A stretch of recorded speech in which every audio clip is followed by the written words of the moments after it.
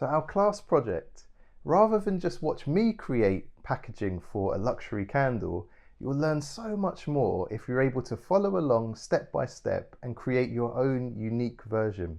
If you're short on time, I'm providing some templates in the class resources which you'll be able to use as a starting point. And these fonts are live, so you can customize them, pick your own brand name, and make some other adjustments to ensure this looks unique. There will also be other elements you can tweak, such as the materials, the colors, the fonts, to make sure your piece really reflects your taste and your style.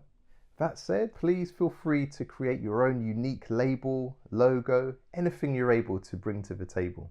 If you have the time and you'd like to create as strong a logo as you can, but you're not sure how, feel free to pause this class and check out one of my other classes that takes you through specific logo design processes in more detail.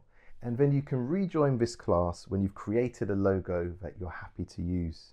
Either way, I'm sure you're really going to enjoy working through and learning this packaging process. So let's get started in the first lesson.